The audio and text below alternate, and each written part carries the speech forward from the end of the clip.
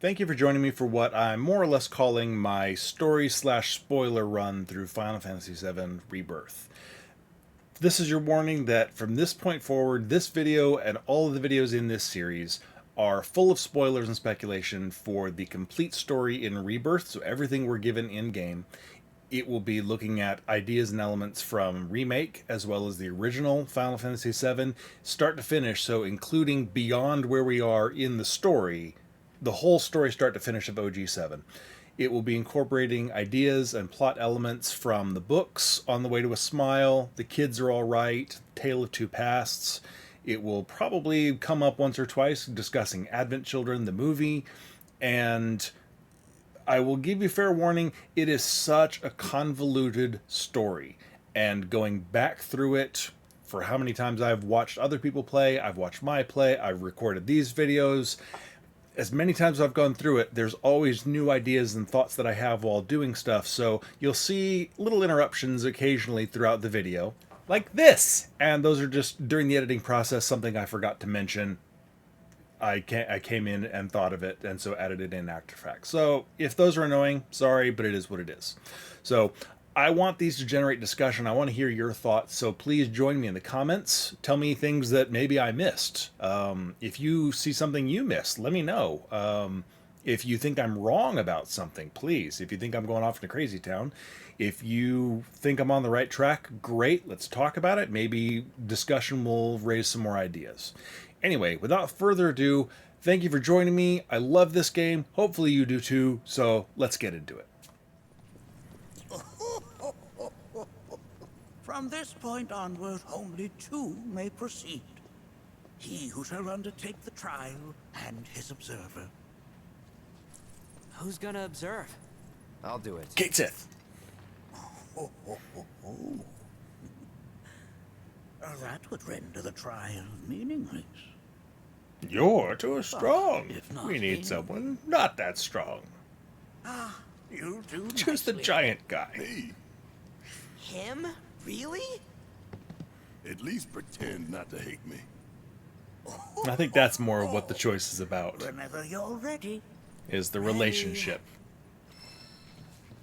Not, if Cloud is too strong and the physical action of the trial, the combat, would be negated because Cloud's there and Cloud's just too awesome. I think it's the relationship that having Barrett as a more challenging partner than Cloud, who has a great relationship with Nattak. I think that's more what it's about. Alright, I'll see you in a second when we get to some story stuff down here. I gotta make sure these two are equipped for combat and stuff, so I'll see you when we get to something important. This place is giving me the creeps. Your discomfort is only natural. A fierce battle was waged here. And even after 45 years, the scars remain fresh. What? You're saying the Gi managed to make it all the way up here? Okay, somebody fill me in. Who are the Gi? A tribe known to very few people outside of the veil. The rest you will learn in due time. Of that you can be certain. For now, let us proceed. Okay, first room with the Gi stuff in it, I believe. What the hell is that? That is a Gi. It's huge. Under normal circumstances, I would stress that you mustn't judge a book by its cover. For the Gi, however, they are as fearsome as their appearance implies.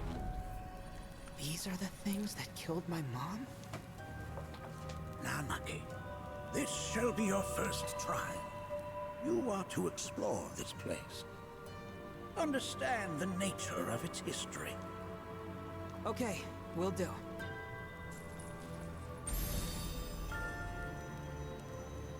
Seek the relic of our past, carry it forth, and bring the truth to light. Only then shall the path reveal itself unto you. Let's see, I know there's an arrowhead you can find here. the bone.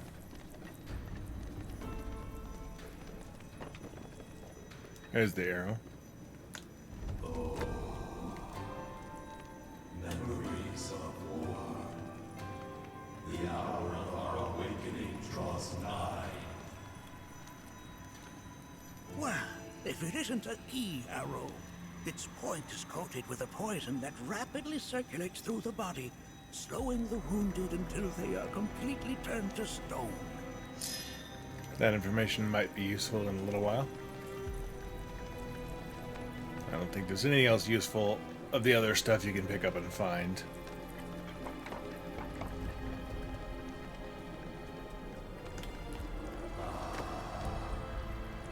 A remnant of our struggles, of our desires.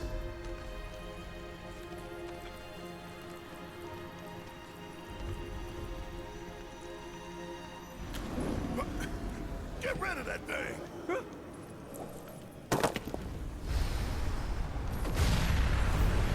In suffering we stir. Who stirs my slumber? That specter you fought was a fallen Gi. Even in death, their lingering enmity manifests as such. They who wander in search of retribution. That's kind of pathetic. Do not be so quick to denigrate your enemies, nor make light of their plight. Consider this statue.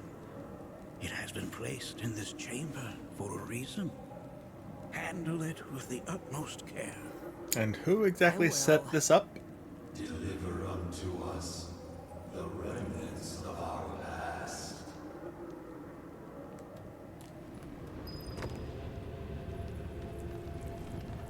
Are these altars?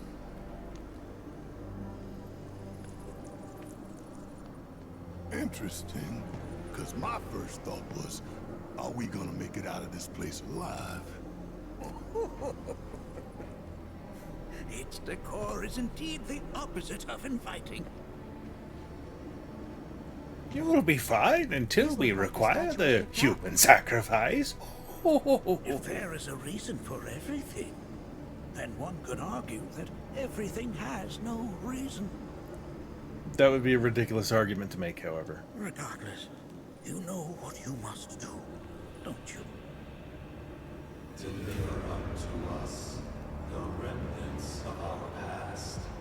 Restore them to their rightful place.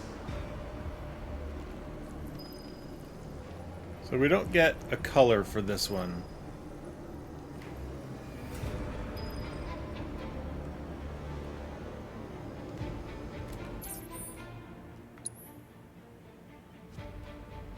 We get ruby, emerald, and amber. But we don't know what color that one is supposed to stand for.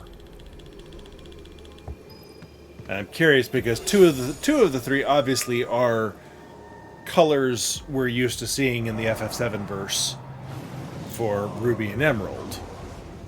Begins to fade. Marlene, Daddy loves you. That it?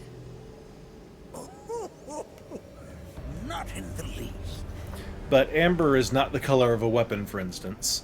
This could arguably be the purplish... a take on the purplish for the Ultima weapon, for instance.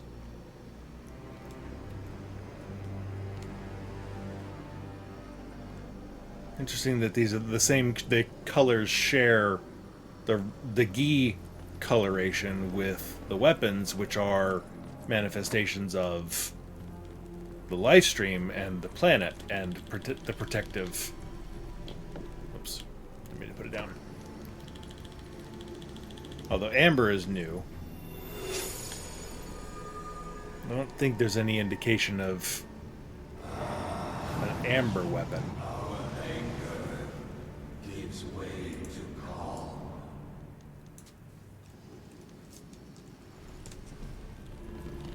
Now I wonder on these, are these totems, these statues, whatever, the little relic things, were these made by the Gi? Or for this purpose of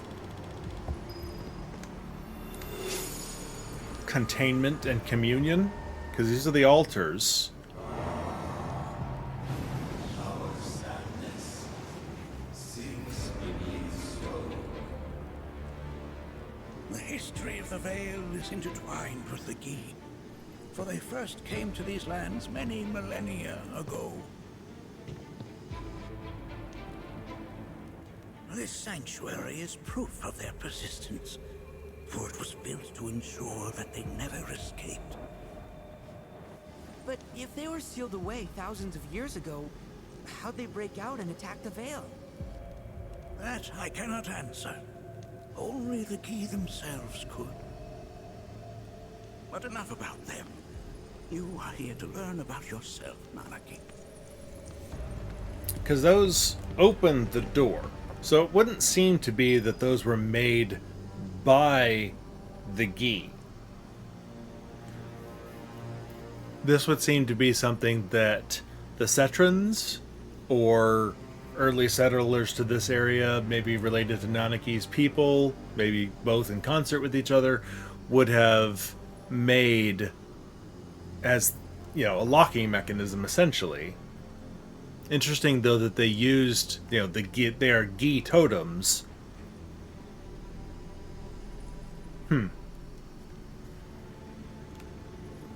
That might be worth looking up a little bit more lore about. A boundary between our world and that of the Gi. It was vital to them and their plans. Were the Gi to seize control of it, the canyon would be doomed. And the people.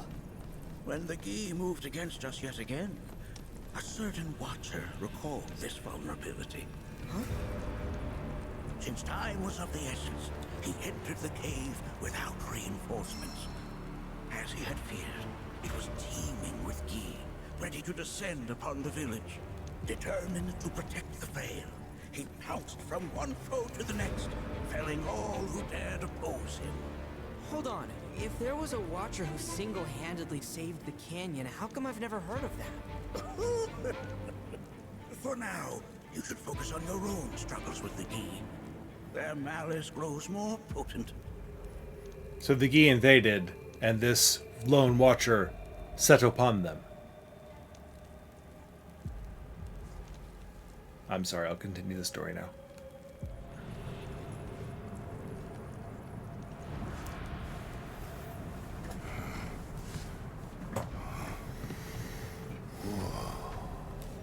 It's definitely got ambiance. Do not allow fear to take hold of your heart. You are your own master, Nanaki. You and no one else. Never forget that. Look to the crevasse and the gates beyond. Pass through all to complete your trial. But that's easier said than done. So look at the red wisps moving around. Obviously, the parallel there is the Lifestream wisps that we see all over the surface, anywhere where there's green life. So the grasslands, most especially, come to mind. We learn later in this chapter that the Gi are quite literally aliens that came to this world from a different one. And I mentioned in my regular playthrough, and I still hold that this is essentially the case. If you ever saw the Final Fantasy movie that had no business being a Final Fantasy movie, The Spirits Within. Spoilers now, so if you don't want to know this, skip ahead a couple minutes. The plot and the basis of that movie was essentially the same as what we see here with the Gi. That there is an alien planet and a giant chunk of their world, like essentially a meteor, asteroid, whatever you want to call it, comes down and crashes into Gaia, which is the name of their planet as well, coincidentally enough, and carries with it the spirits of their world. that are incompatible with the spirits of the Gaia world in that movie. And literally the spiritual energies are at war with each other, and the humans learn to harness certain powers to fight against them, but like if their spirit comes in contact with you, it almost literally rips your spirit out of your body and you die. They are spiritual entities that they had to learn how to fight against, etc. And so the energy that gets fed into them, like it's a very similar structure of the incompatibility, and so that when they died, they didn't dissipate and go back into their world because it wasn't their world, so they couldn't. And so I think they probably used that movie as, or a similar background, as the basis for the Gi here. If it wasn't deliberately and consciously from that movie, then it was the same sort of idea that gave rise to that movie. And I really, really, really love what they did with the Gi storyline here. There's still some questions about it, and I really want to know what happens with them in part 3, because we cannot possibly be done with them. Not with the way they set this up. We'll get more to that later, but if you the red wisps mirroring the green wisps of the Lifestream that we got up above lead me to think that this part of the world is literally a chunk of the earth, the rock from their world that is down here, and so it's essentially a little bit of their life stream, but not enough to be its own full-fledged thing. It's enough to keep their spirits alive, but not enough for them to, coalesce into an actual living life stream like Gaia has as a whole full-fledged planet. And so that's why they're trapped, is there's just not enough of it, but we still see the wisps that are sort of the astral remnants wafting, anyway, drifting around in the air, unconnected to the larger whole of them. So, which I love that they put that in here, because number one, it really sets the ambiance, but number two, if I'm right, it is a lore specific reason why those things are there, not just because, hey, let's just put some red wispy things in the air because it looks cool. Okay, I'll see you in a second. So how are we supposed to open this thing? How indeed. Ideas, Nanaki. Again, here at these gates, all these gates are closed and opened and locked from the outside. So these were not put in place by the Gi. How resourceful you've become.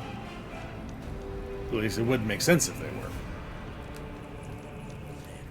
They have yet to truly pass on, and their rage remains unquenched. Come, let us keep pressing forward. We're very nearly there. Good lessons here from Bugenhagen to Nanaki about the nature of the Gi, without coming out and spelling it to him, really. This reminds me of those altars.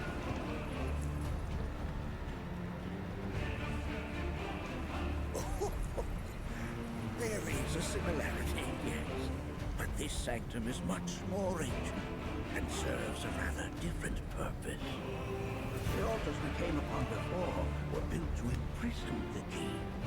This, however, was built to provide the Cetra with a means to commune with them. Commune with them? Why would the Cetra do that? The Gi were the enemy. Good and evil, friend and foe. Dichotomy's not set in stone, as mutable as the winds. But for now, Nanaki, let us concentrate on the matter at hand, clearing a path to the truth. So, good and evil, friend and foe, mutable. We've seen that with changing some people who we thought were friends, Sephiroth, into foes. Wonder if there's going to be foes that become friends. I don't know. Anyway, the other point there, these are, even more ancient, Bugenhagen said, are these altars of communion, which story-wise and lore-wise, I think would make sense in that when the Gi first arrived, they would have been confused and angry and, and not necessarily antagonistic. And so the Cetra would have tried to commune with them and learn how to, what was their deal, where'd they come from, learn about them, etc. And then most likely when the Gi got to the point of maybe developing the black materia and the Cetras took it away from them, that may have sparked the point of containing them, to keep them isolated and unable to pursue the Cetras or directly, much less the black materia. That's my guess anyway.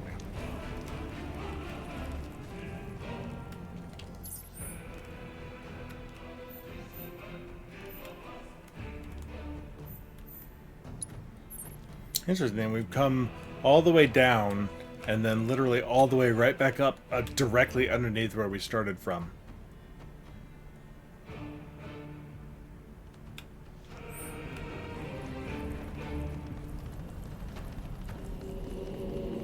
Sounds like crying. As with good and evil, sorrow too assumes many forms. 45 years ago, a watcher fought his way here alone, and in his bravery took upon himself the burden of our hope.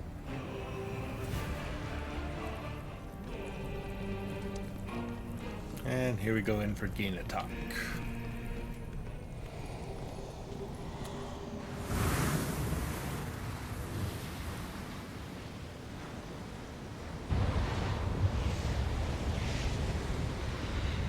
No! What is it? Their ire manifests once more! More than you expected, perhaps? Do not underestimate this foe! Okay. See you in a sec. Okay.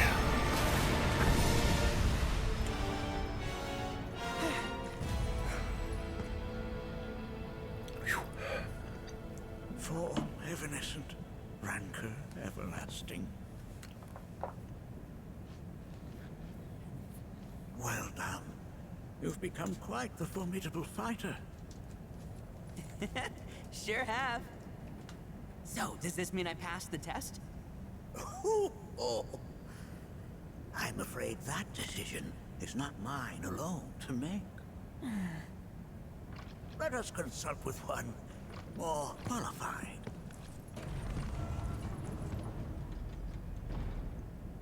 I like the duality of Bugenhagen's term there. Form evanescent. So evanescent is, vanishing and vaporing, not lasting.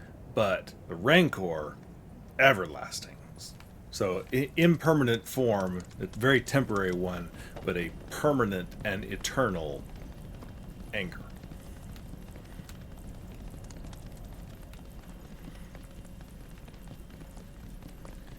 And let's see. So literally directly under this point is the torch.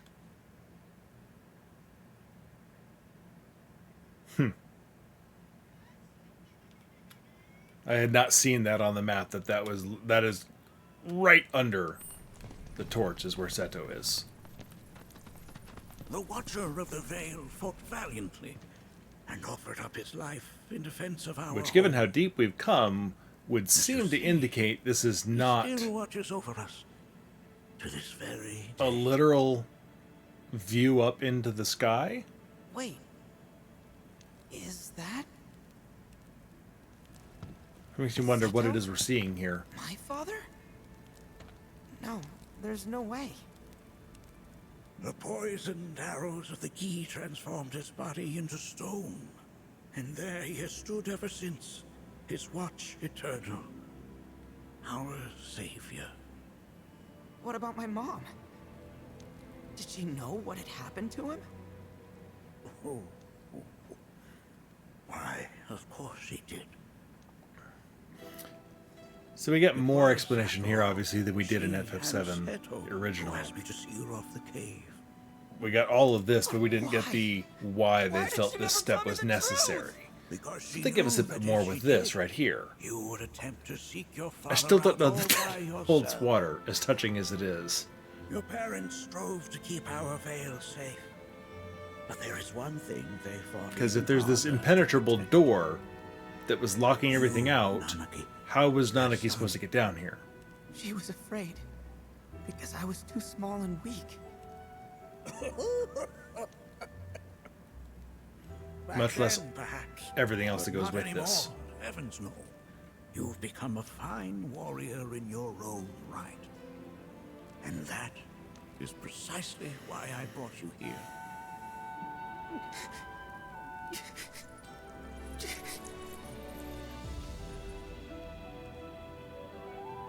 Like this. You're gonna wonder is not where your if journey is how meant much to of end, Seto my might dear still be boy. alive in You there. must leave the Because the Vale tears once indicate, more. obviously, that something I'm a is still watcher there, now. maybe. I gotta protect our home. Like And you they said did. the Listen stone to me, arrows Nanaki. slowly turn you, When I or the first arrows of the heard Gi your slowly friends turn you to inflicted stone. wounds, I dismissed them outright. No more than the ravings If they're of a long-lived misguided species, their When you live biology as and long as I physiology have, could make it a you slower start to believe process, you so see he all literally could still be slowly those turning to stone up there surprises 50 years remain. later. But I realize now how very foolish I have been. The eyes that I thought saw the world clearly have grown blind to new possibilities. But I would hate to impede your progress any And I further. appreciate his growth here. I'm still not sure I that bid you leave, Nanaki, before this I next leave, set of giving up lines is anew necessary. to your own ignorance. With sharper eyes and keener ears, go forth Not that part. and in my stead seek the great truths of our world.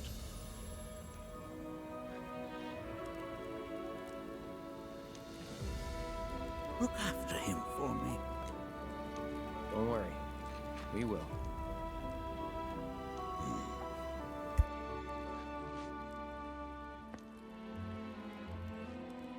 You failed this trial, my boy. Continue your training and try again.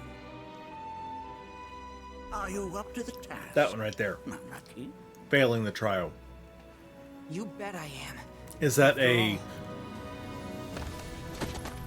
effort to spur him on? I don't know what trial it is that he's supposed to have failed in that in this moment. I am Nanaki.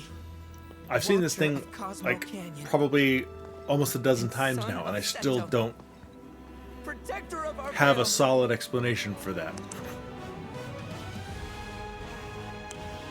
And I'm talking a little bit through some of this so that I don't have to deal with the fact that every time I get to this point I start choking up, especially when he does that.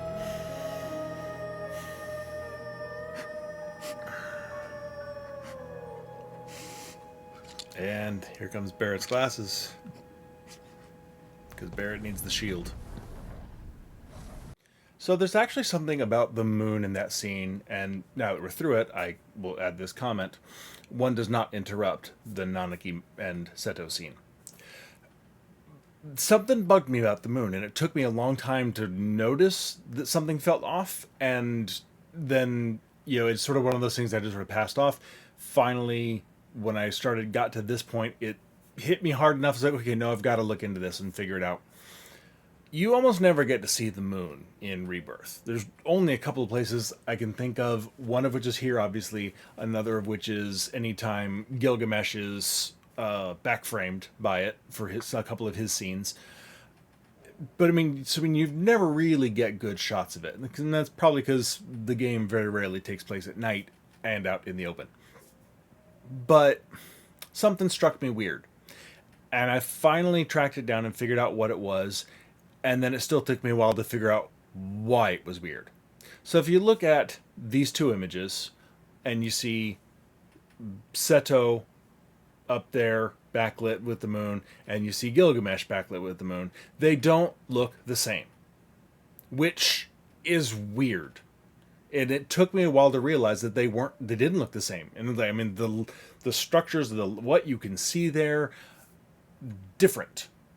And my first thought, once I confirmed that they did look very, very different, was, well, maybe we're actually seeing a view of the moon from the Gi's planet or something, which would be very cool. But that still didn't really strike me as plausible. And so when I looked at it, I realized it is the same, but it's upside down. And that, again, was like, okay, well, now I know that it looks the same, but why the hell is it upside down? And it, again, so sort of drove myself a little bit more nuts about this. And a little bit of Googling and a little bit of vague remembrance from, something in a class somewhere a decade or two ago, or three. The moon is one way in the northern hemisphere, and it's upside down in the southern hemisphere. And so if you can see the man in the moon from the northern hemisphere, which I can't, not without picture drawn on it to help me, it's inverted in the southern hemisphere and looks totally different. And the farther north you go, the farther south you go, the more you see the rotation. And I went and I pulled up this view and I looked for the globe view, and this is from the PlayStation State of Play. And you can see that Gilgamesh Island is very much in the northern hemisphere because it's, just below the northern waste area and the snowy stuff that we get. And it's really hard to know exactly where the equator is on Gaia. It looks, you can, based on sort of the curve of the State of Play globe, you can kind of see it probably comes in somewhere close to the far eastern tip of the grasslands, and then maybe cuts through a little bit north of Junon, kind of through the Costa del Sol area, which, nice and sunny, fits with the equator area, nice and sunny on our planet, and kind of goes. But regardless of where you draw it, it would be really bizarre to try and draw it anywhere that put Cosmo Canyon in the northern hemisphere. At best, you could put it close to the equator itself, depending on where it actually gets drawn. But as I said at the very end of the last video, Gaia really seems like it's a really frickin' small planet. When you really get down to it, and the scale and the way how much we explore, and the fact that we can just hop across the ocean really fast in our plane, etc., it's a pretty small planet when you get down to the scale of it. And so even if Cosmo Canyon is further towards the equator than you might expect, it's still in the southern hemisphere. And I imagine if you went farther south, the image would look even different, because this isn't a straight flip upside down. It's also a little bit off, etc. And that's a really, really cool detail, because I can't help but think that's on purpose. And I don't think I've ever seen anyone even mention anything to do with the moon. So, hey, maybe I'm the first to notice. I don't know. But it would be bizarre if it was by accident. And it would be freaking awesome if that was a detail they put in on purpose. And it's sort of one of those weird things that if there's nighttime scenes in part 3, I want to look at the moon and see whether it's right side up or upside down compared to these, and see if that's a detail they carried through, because damn.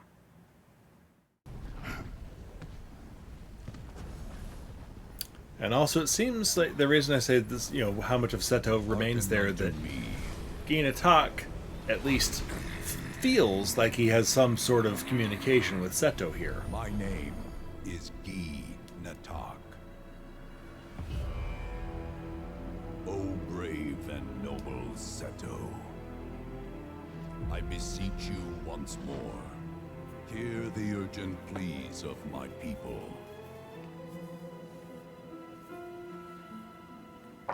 My thanks, Seto. You are as magnanimous as ever.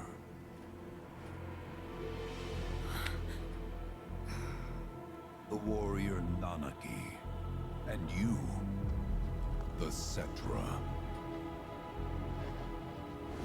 And the rest of you can come too. Come with me.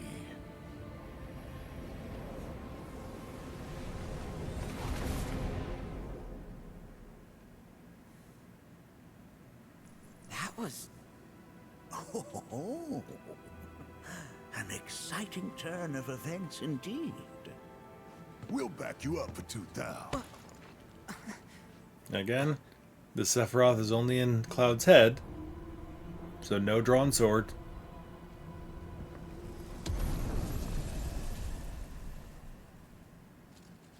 No. This one's free. I think I've seen at least one person speculate whether or not Gi Nattak, that one is real, or whether he is a manifestation of Sephiroth. I see nothing to support that.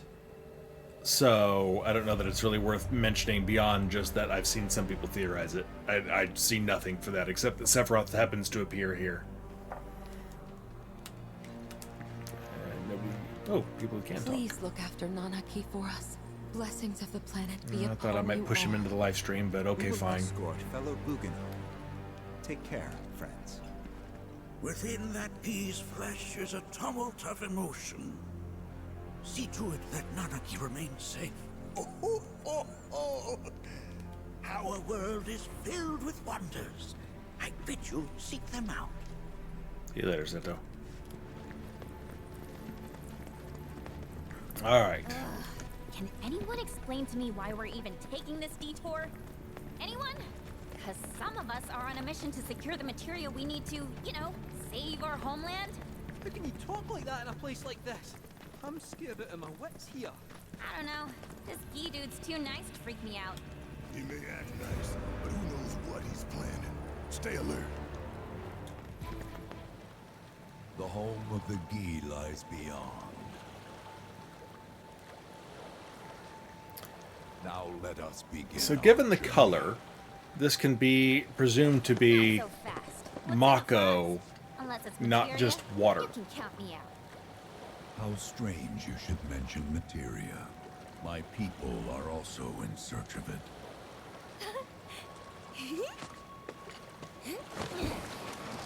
Okay, all aboard.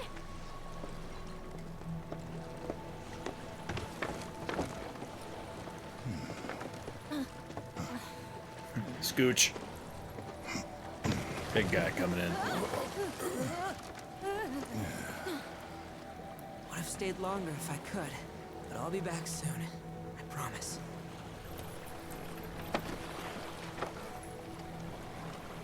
I wonder if Seto will return to the live stream if if there's anything different about him being trapped in the stone like that, especially if there is any of them still alive. Does that hinder him returning to the live stream?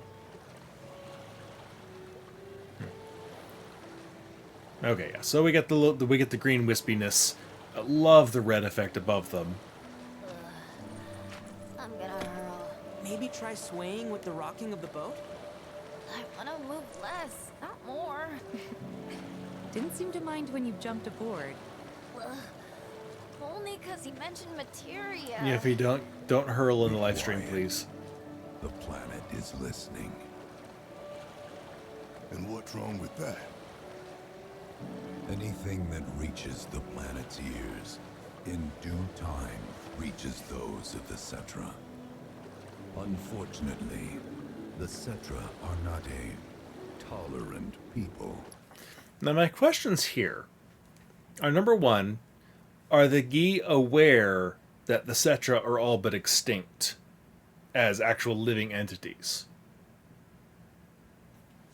Because if they've been trapped down here, and they're isolated in the Gi village and in these canyons, and at most have broken out a little bit into Cosmo Canyon, they may not. It's kind of unclear how much information they would have about the outside world. If they can't commune with the live stream because they can't join with the live stream, does that limit how much information they could get? Especially if they believe, the Cetra are in communion with the live stream, they would want to limit their involvement. So part of me wonders if the Gi think that the Cetra are still alive out there. His comment about Aerith, is like, well, you're a Cetra by blood, but not by, heritage, or whatever it is he says in the second tier, indicates he can see the difference about her. But it doesn't tell us anything about the Cetra's, what he knows about the Cetra's long-term existence here. And he may say something about it in a little bit that I just don't remember off the top of my head, and if so, then I'll apologize and comment on it then. But yeah, that's just one possibility here. The other is that he knows that the Cetra are so in commune with and in touch with the Lifestream that even if they are all dead, I mean, we've seen there is still a presence of Cetran awareness at the Temple of the Ancients. So they may be aware of the Cetrans on that level, even if they're aware that they're not physically alive anymore. There is still a separate awareness of the Cetrans still active in the world that he could be referring to here. So I would say either one, and I don't remember if he clarifies that point at all. Excuse me, am I intolerant too? I'm Cetra. But it's interesting he brings up the tolerance because... yes and no. I mean, you are indeed one of them, by lineage alone. You know not of their history. That has been lost to time. Their history? because, I mean, he is clearly going to have a different perception of the events of the past than maybe the Cetrans would say. The Cetrans later on seem to indicate, you know, like, well, the Gi were here, they became our foe, they created the black materia to try and destroy the world, so we had to act against them, which is a very we're in the right, they're in the wrong perspective. The Gi very clearly take a we're the wronged party here. We just want to get out of here. We decided we want to end our existence. And, you know, the Cetrans are jerks. They police this Lifestream thing. They wouldn't let us have what we want. So he's talking about the intolerance of the Cetrans as if the Gi were innocent and, not necessarily pure, but I can't think of in earnest in their endeavors and their intentions. So Nattak is presenting one side, the Cetrans present another side, and the Cetrans, I mean, they arguably wrote the history book as the surviving people-ish out in the land whose descendants interacted with the humans, etc. So I'm still forced to wonder if how much of Gi Nattak's perception and is truth, because Gi Nattak knew the Cetrans firsthand. He is arguably the same spirit and the same entity that has been trapped here for God only knows how long. The Cetrans would be the people and their descendants and their descendants and their descendants, not necessarily with the same singular awareness and consciousness as those that directly interacted with the Gi, but their descendants living on and interacting with through the Lifestream might have been taught things over the centuries. And, time, it's a game of telephone. The perception changes and their understanding and their knowledge might become warped even with a shared direct knowledge of the people who experienced it, shared and experienced through the Lifestream. It might still be flawed over time or just warped or any number of things, versus Gi Nattak was literally the one there. Not to say that his perception isn't flawed over time and colored by bitterness and rancor and ill feelings toward the Cetrans. So it becomes a question of how much of each side do you really believe about this scenario, which I really love the way they set this up, because this sounds like the Gi are, animosity and festering anger aside, victims of circumstance that they can't help but it boils up and builds up until their spirits literally act out and lash out. Which not necessarily are the fault. And, I mean, it's not the Cetrans' fault. The Cetrans would literally be looking out for the life and the welfare of the entire planet. And they're not the ones trapping the Gi. If the Gi created the black materia, and especially if they were aware of what it would do to the planet, and really just didn't think beyond their own immediate needs, it makes sense that the Setrans are like, no, and put a stop to it and hid the black materia away from them. If the Gi were innocent in their intentions and really just sought a way to get free and did not realize the impact it would have, I mean, they may have done it and not realized the long-term implications or the mechanism by which it would happen, and the Setrans did and didn't bother to fully explain it, or there's a piece missing in that point in history, I think. And there's another point on that will come along in later a little bit in this chapter that I'll mention when we get there, about exactly how the materia came to be what it is. Consider your ignorance a blessing. The Cetra's past is fraught with horror and sorrow. He's not wrong there.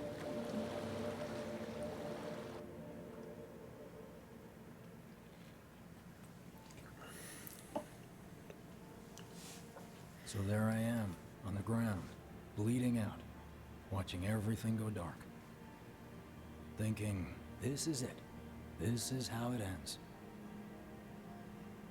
Only, it isn't. Suddenly, the wind picks up out of nowhere. It tugs at me so hard, it feels like it's tearing my soul right out of my body.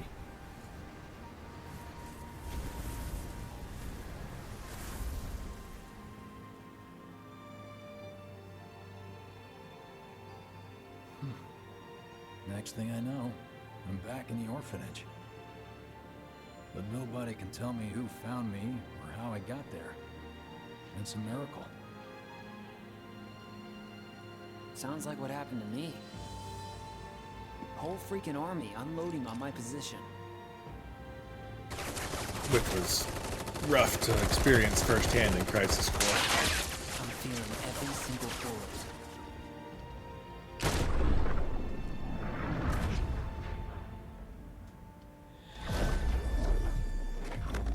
Whisper. But then, the wind starts And it blowing. looked arguably like a white whisper. 1 minute, I'm outnumbered. Again, coloration And the is next, obnoxious I'm in alone. trying to keep it straight and see None which of is it which. makes any sense. I somehow managed to beat the odds and wake up here, alone. Why in the hell did fate pick me? Fate think that or your old childhood friend Aerith? Can't not think that way. Their luck runs out, but mine doesn't. I'm the only one who gets a pass. Not necessarily a friend, but certainly acquaintance. And now that it's just me, what am I supposed to do? You know? Yeah, I get it.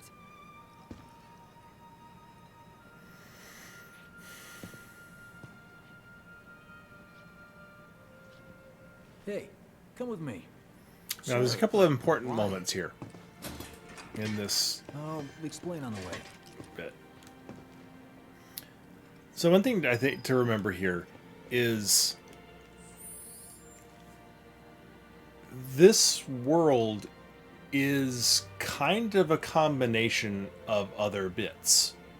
At the very least, Zack's presence. Because the events of Remake happened in everyone's awareness here. Because they know who Cloud is. Elmira knows who Cloud is. The people, I mean, Marlene knows who Cloud is. This all happened, and that's not the same Cloud that Zack walked into Midgar with. And so, Zack and Cloud were brought into this world with that whisper that shunted the bullet aside somewhere in that process and that effect, because it looked like all the soldiers were gone after that moment. I could be misremembering what they just showed us there, but it looked like all the soldiers were gone at that point. And we remember Zack going, wait, was that all of them? When he survived at the end of Remake. And then, then he picks up Cloud and they walk to Midgar and see the beginning of this game and all of the members of the party die. Which, if this is a world where all of the original party members die in the escape from Shinra Tower, and we don't know what happened to that version of Cloud, because they're still talking about an ex-soldier Buster Sword guy on the loose at that point. That is a possibility of this world. That is the difference that created this world, if you will. And my theory on the worlds is essentially, and I will bring this up again in some other later point, I'm sure, is that the bigger the difference or the more viable the world is, the longer it might last. And this world, with all the main characters essentially dying, does not last long as a possible fate of existence. And so that's why this world is doomed practically from the get-go, is that it's not a viable alternative fate. Our world, our story that we're playing through in this game, is a much more viable option, which is why it's still going into the present time. But it's still a variant doomed world, because it's not the OG timeline. It's not the OG sequence of events, rather. And so I think that's why this world is doomed, is just it's not viable enough. But it is secure enough that bringing Zack here temporarily gives him a place to hang his hat and keeps him safe for a little bit until he is at a point where he's useful, where he's needed, where Ultimate Aerith she knows where he is, and she knows where he needs to be, if you will. So I think that's a little bit of what's going on there, and the timing, and the fact that, we have another Cloud here that came from somewhere else. So it's not like, and so that's probably also where Biggs came from, was he was essentially brought into this world by Ultimate Aerith and placed here for what reason? A little harder to try to muddle that one out, except as an influence on Zack, maybe? I don't know. I'm not entirely sure about that point in this theory. A little bit to expand on there, that I didn't really bring out the way I wanted to. So I said that, that Zack was brought here to this world. His living is not the difference that created this world. It can't be. Because Zack brought Cloud with him. Cloud exists in this world as the Cloud we knew up to a certain point, etc. So Zack living, had Zack actually lived in this world, Cloud would not have, he would still have Cloud with him and would have just gotten to Midgar, and Cloud would not have done all the remake stuff that we know he did, because they're looking for former soldier with a Buster Sword. So Zack's presence is not the difference that created this world. He and Biggs were brought here independent of whatever the key moment was that created this particular world. And so, because the White Whispers, what looks to be White Whispers, again, lighting, but I'm going to assume are the White Whispers, especially because of the rainbow effect. Those are, in my theory at least, and I'm not alone in this, under the control and influence of Ultimate Aerith, and or the Lifestream working in concert, depending on how you want to think about it. And so she is responsible for bringing those two people to this world. Everybody else we interact with in this doomed world is someone who actually lives here in this world. Elmira, Marlene, etc., none of them died and were brought here. They are all the versions that were in this world as is originally. Even this Aerith is the one that was in this world and just went into a coma. So their presence here really is the key factor that I have to wonder, because we know Sephiroth comments towards the end when he's introducing Cloud to the multi-world live stream, that they come from choices, some big, some little. I forget what his commentary is, and that's not really the point here. We'll get to that when we get to that chapter. But whatever created this world is a momentous enough difference and a momentous enough alternate that this world hangs on long enough, but still in a doomed state for however long it lasts. Zack is not here because of his own choice, but Zack is the only one whose choices seem to make a damn bit of difference. And it could just be because we're experiencing the story through his eyes. That's possible. But Zack's choices seem to be what creates these alternate worlds once we're in this doomed world. His choice to go left or right, or go sit in front of the church dithering about it.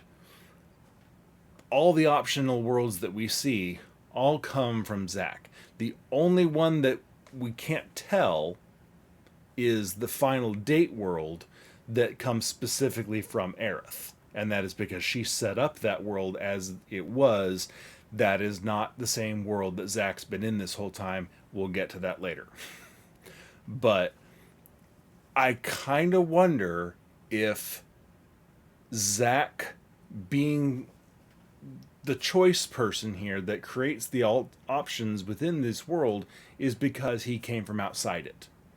And Aerith being the one that brought him in here, Ultimate Aerith, his presence starts essentially creating new little ones from within this world, because he's the one that's important here because he was brought in from the outside.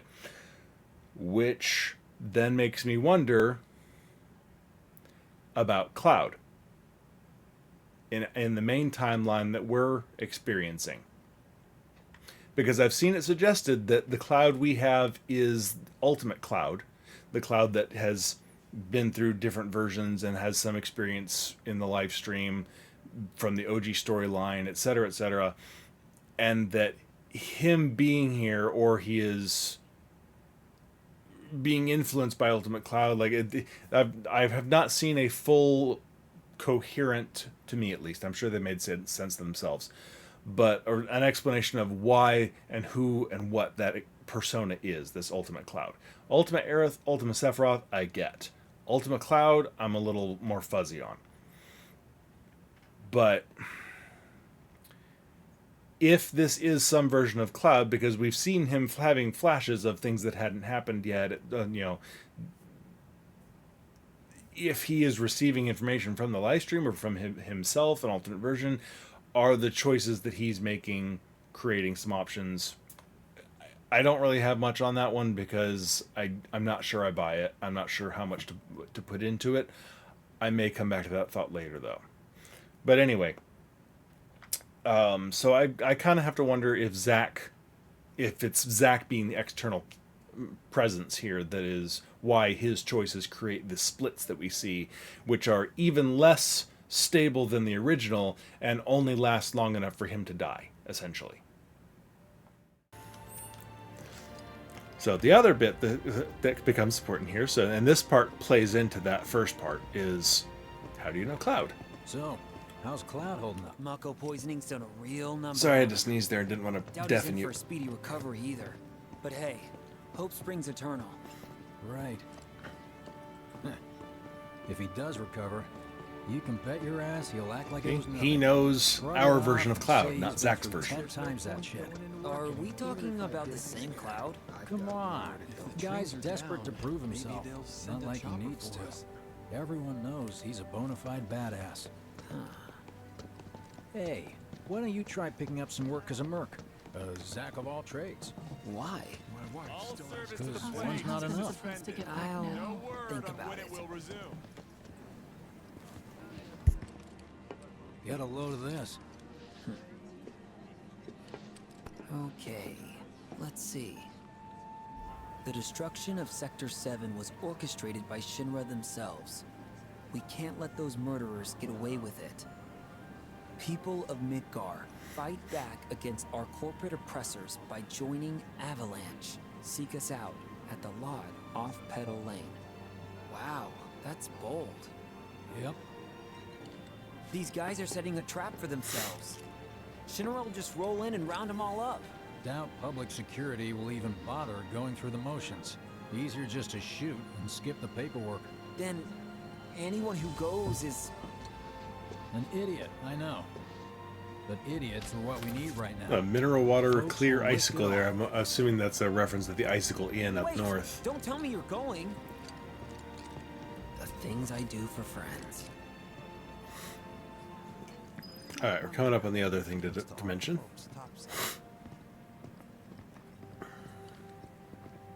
That I have mentioned before, hey, but... You ever wondered about your purpose in life? What you're doing here? Sure, from time to time. Or all the time. Would never have guessed. Didn't used to, but things changed. Went through a lot after I joined Shinra, like... a lot. I bet. I ask because ever since I woke up, I've been wondering about what to do with all this time I've been given. So real fast before we get to the time, I keep meaning to mention it. If you ever pay attention, and I'll put an image up here in a second, Cloud and Zack carry the Buster Sword reversed from each other. Zack carries it with the blade to his right, and Cloud carries it with the blade side on the left. And if you never played Crisis Core, you may not have, know the reason for this, and even if you did, you may not have noticed. And Gil was the original owner of the Buster Sword. And his theory that he explained a couple times to Zack was use brings about wear and tear and, yeah, I mean, you have to maintain the sword, etc. So the more often you use the sharp edge of the blade, the more often you have to take care of it and deal with it, which eventually wears the sword out over time. And so NGL number 1 only used the Buster Sword when he absolutely had to, in most cases. And number 2, he used the blunt side of the sword when he didn't need to actively cut with it. And so Zack picked up on that as well. And by default, if you think about the way when Zack reaches back to grab the sword and bring it forward, the blade would be pointing back away from it. So Zack has to flip the sword around when he brings it forward to attack with the blade, where he has to grab it in such a way that when he brings it back, he can bring the blade to bear. Cloud never learned that lesson. I don't think Zack ever said it anywhere around him that I can recall in Crisis Core, and Cloud never interacted with Angeal. So Cloud wears it in a slightly more practically offensive manner, so when Cloud reaches back and grabs it, the blade is immediately forward and ready to attack. So there is also, and I don't think this has anything to do with it, it's just while I'm thinking about it, as you play Crisis Core, you get proficiency percentage built up with the Buster Sword once you get it, but you can't ever actually reach 100% proficiency with it. And if I remember right, the thinking there is that because Zack is not the true owner of the Buster Sword, or he's not the he's not the true master of it, if you will. And I don't know if that thinking is intended to mean that Angeal was and he's not, or Cloud was and he's not. I don't remember which one it's intended to signify, but that Zack can never actually reach 100% proficiency with it in Crisis Core. It tops off at like 95, I think, or something like that. So, anyway. I've just been meaning to mention the sword for a while and keep forgetting. It's our punishment for draining the planet of its mark. But here comes the other point that I definitely wanted to mention that I've brought up before, and it's about time.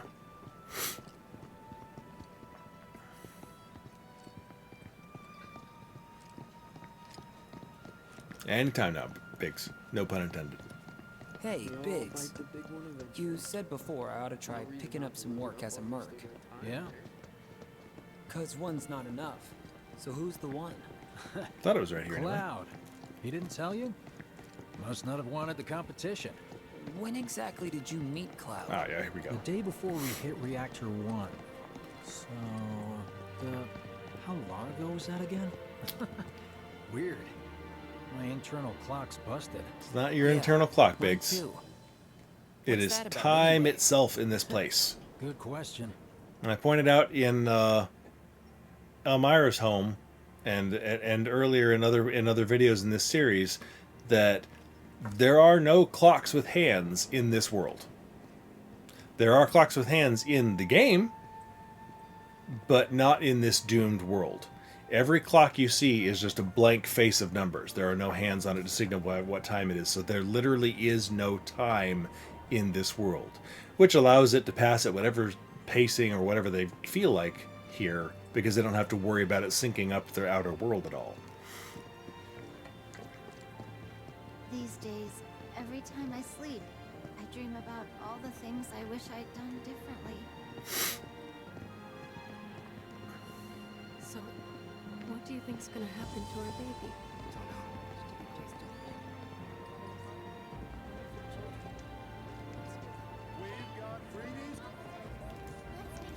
Alright, let's see what we can see here. Real fast. If you remember the date world, this is the candy food vendor. So we have the terrier stamp version of the same food on the bag of chips, the stamps champs or whatever those are called. So I think the rest of it's the same though, except she didn't have her little plate of goodies that she actually ends up giving Cloud and Aerith.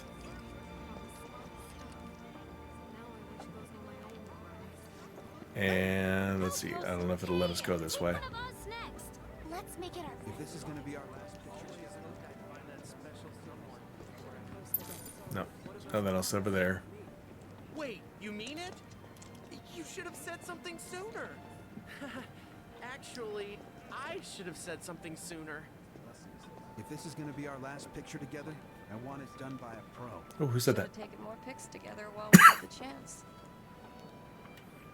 Oh, I think these two are realizing that they love each other. Always hoped I'd find that special someone before I bit the dust. What about... Aww. You mean it? You should have said something sooner. Actually, I should have said something sooner. Well, enjoy your time together here at the end, guys. If this is going to be our last picture together, I want it done. Let's make it our best yet. You know, You and yours to something special. But remember, I think I prefer... So now here, all the same stuff is here, but there's no little stamp doll. That's the only real difference in this vendor's stall that I can see.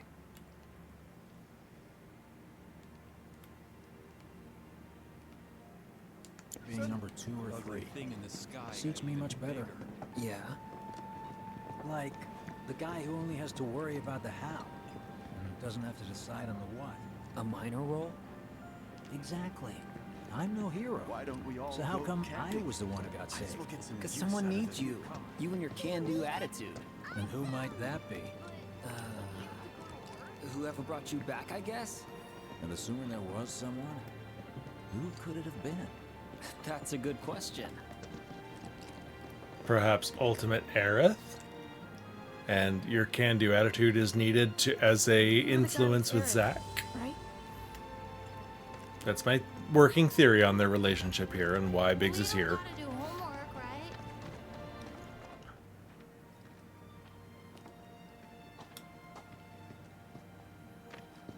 Nobody, huh?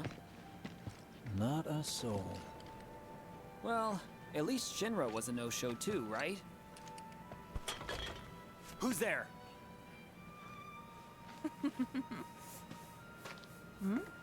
Huh. New recruit? As if I'd ever join Avalanche. I just came to see what kind of morons would fall for your dumbass propaganda, that's all. But I should have known. Nobody could be that stupid. Anyway, I'm out, losers. I told you I wasn't cut out for a leading role.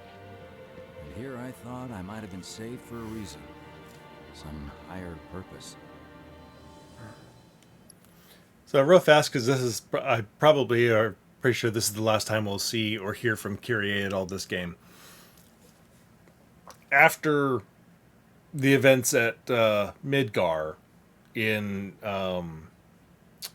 the Kids Are All Right story, she eventually links up with Evan Townsend, who is Rufus's half-brother, and she and a few of the other people have a psychic-esque detective agency that she sort of pretends to have Aerith's abilities, sort of thing, where she's in touch with the planet and she can help find lost items and people and such. And really, they're just pretty darn good detectives in trying to track stuff down, and they do a decent job. And their premise is false, but the work they do is solid, at least.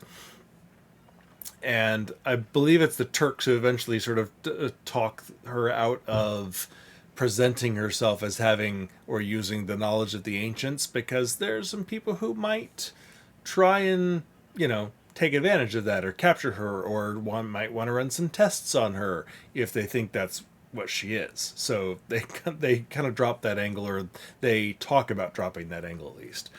But she ends up being a halfway decent person in the end.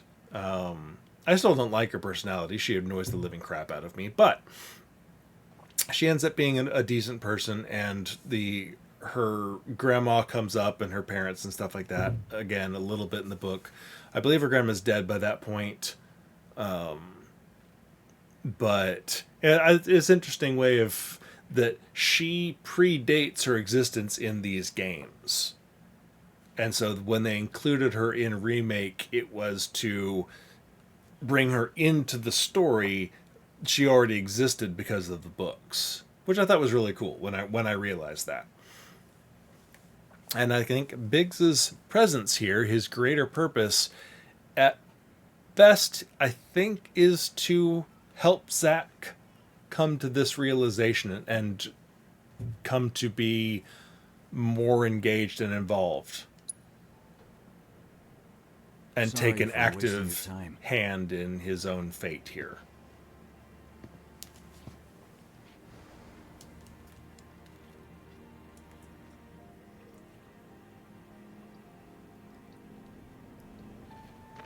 There's all these people walking away Biggs! and accepting their fate, accepting that no one's It's coming up to us back. to find our own purpose. I mean, who says it's got to be one way? Everyone's sitting back, acting like the world's doomed, but the future's not set in stone. We're not powerless. So long as we don't lose sight of what's important.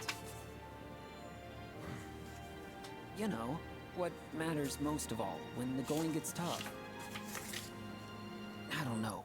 And of course, it was Aerith who says in the clock room of the Temple of the Ancients later on, the future, even if it has been written, can be changed. So here's Zack coming to that exact same realization and that same feeling and sensation because of this moment with Biggs sort of tipping him over the edge into that realization, which I think again lends it that Aerith, ultimate Aerith, is the one who brought Biggs here to help Zack get to this point. Because the fact that he and Aerith both reach that same sort of feeling about the future, I don't think is a coincidence. Hopes, dreams, maybe? Something like that. So long as we've got those. And hold on tight and never let go. Embrace your dreams. Like your life depends on it. The world's lucky to have you. It's a start. Given the option, Zack would save the entire damn world. Anyway, I gotta run. I'll be sure to pay a visit to Cloud when I get the chance. See ya. Think about what I said.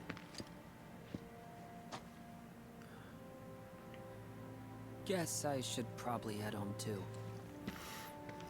Now, the downside of this whole scenario here is Zack set out promising Marlene to bring Biggs back. And because Marlene was, no one's ever coming back again, no one does come back. He doesn't bring Biggs back to her. And that was kind of a sad moment when I realized that.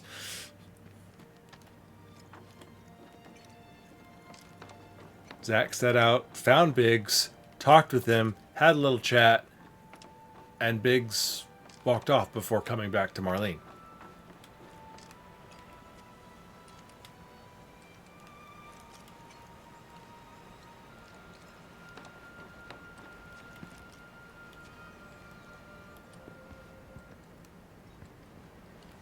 And everything's still just, we don't get a sign of anything coming back like Elmira sees finally. I'm back. Welcome home. Welcome home. Guess who I just saw? Biggs. Really? But you didn't bring him back to her. Said he'd visit too. Oh, yay! Did he say anything about Daddy or Tifa? No, sorry. Forgot to ask. Aww. Zack, would you mind checking on Aerith for me? Sure. We're all headed for the same place. You'll see your daddy and Tifa again. Soon? Soon enough, Marlene. Soon enough. Which is a bit of a macabre sensation and thought, really, because what she's saying is, we're all heading to the same place, you'll see him soon. That we're all gonna die and join the Lifestream. That is not a positive sentiment, Elmira. You are piggybacking on the "this is a doomed world" It's me. sentiment. The wind. That was you, wasn't it?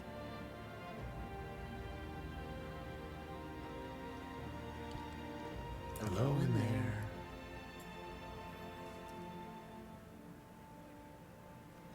Which Aerith is famous for saying to every soldier that falls through the ceiling of her church.